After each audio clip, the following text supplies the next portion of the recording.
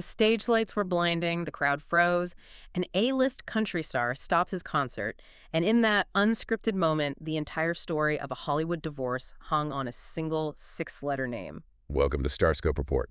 Join us, Jordan and Jamie, as we uncover Hollywood drama, music industry shakeups, and viral influencer scandals. From red carpet surprises to social media controversies, we dive deep into the stories behind the fame. And today, we're unpacking one of the messiest. A fan says her name is Nicole, and Keith Urban dramatically collapses on stage. It was a moment that went instantly viral. So let's dive into it. This is the separation of Keith Urban and Nicole Kidman, filed on September 30th after 19 years of marriage. And what the sources you sent us show is this incredible contradiction. A huge contradiction between the carefully managed legal separation on one side, Right, the no drama plan. and then this messy, spontaneous, emotional reality spilling out every time he got near a microphone. And that's our mission today.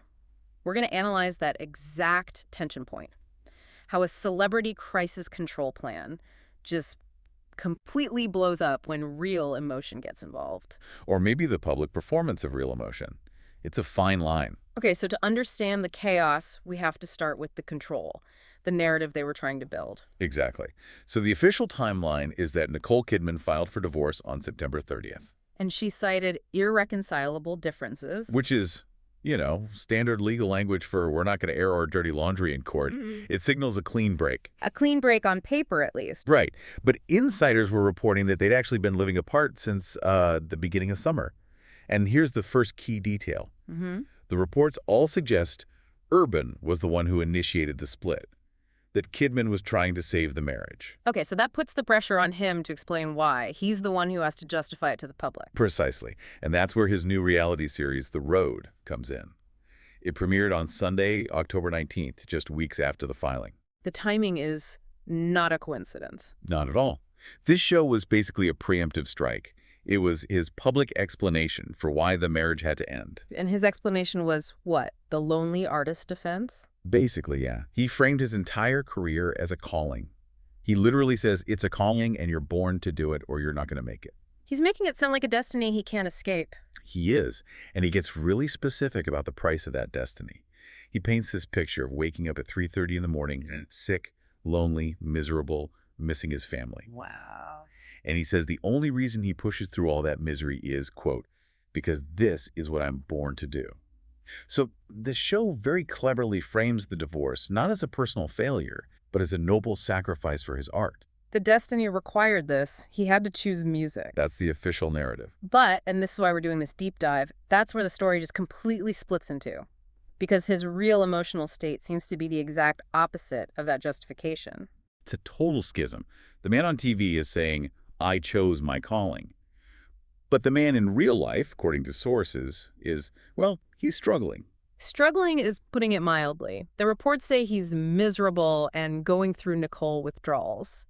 And that he has a ton of regrets. I mean, the sources are painting a picture of a man who feels he made a catastrophic mistake. The phrase that really stands out is that he fears he chose music over love. And that is the psychological tension that just blows up the whole clean separation story. He justified it as his destiny, but the reality he's living is deep, lonely regret. And that quiet personal regret is about to become very, very public. Oh, yeah. It all unraveled on stage. We've seen the controlled narrative, but that control completely broke down with two specific incidents. And one involved a lyrical change that caused, well, it caused a firestorm. This was the moment that really suggested betrayal, not destiny. Okay, set the scene for us. So this is actually before the divorce was officially announced. He's on stage performing The Fighter. Which, for anyone who doesn't know, is his duet that he has publicly, many times, called a vow to Nicole Kidman. It was their song, a public promise. So what happened? He gets to this critical line in the song. It's supposed to be, when they're trying to get to you, baby, I'll be the fighter. Okay. He sings, when they're trying to get to you, Maggie, I'll be your guitar player. Whoa, Maggie. Maggie Bow, his bandmate. Oh, that is not a subtle change. He's publicly redirecting a vow from his wife to a younger colleague on stage. It was a shocking move. And you have to wonder, right, was it just this, reckless emotional moment? Or did he not realize how bad that would look? Either way, the damage was done. The speculation of an affair just exploded. It got so bad that, according to the sources, Maggie Bow and another singer, Kelsey Ballerini, were both reportedly horrified to be dragged into it. He basically handed the public a toxic betrayal narrative on a silver platter. He did. And then he tried to get angry at the public for believing the story he just told them. Which brings us to the snap. The final tour stop in Nashville, October 17th. He's performing a breakup song, You'll Think of Me, and he stops the music. And says what? He looks at the crowd and just says, stop reading into shit. Wow.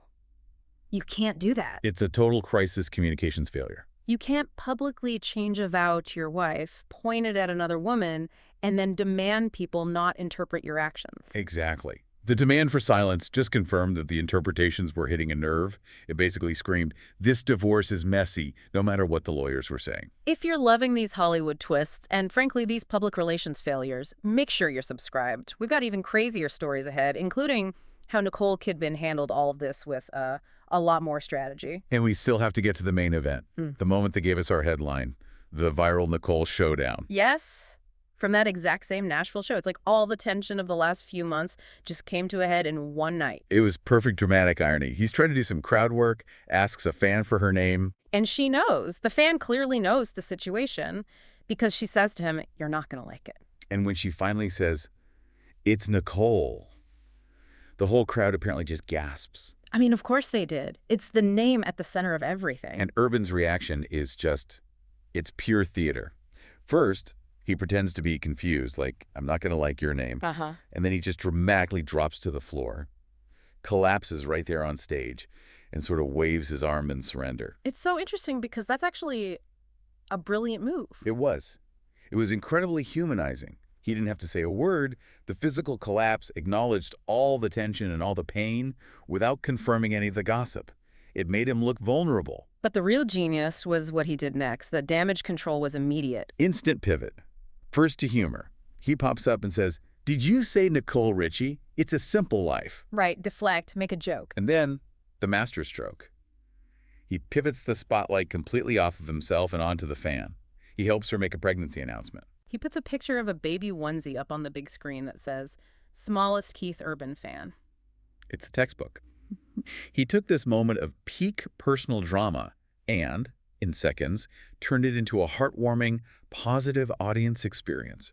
It became a celebration of family, not a reminder of his own family's collapse. That is some real-time celebrity crisis management right there. And it stands in such stark contrast to how Nicole Kidman was handling everything. Right.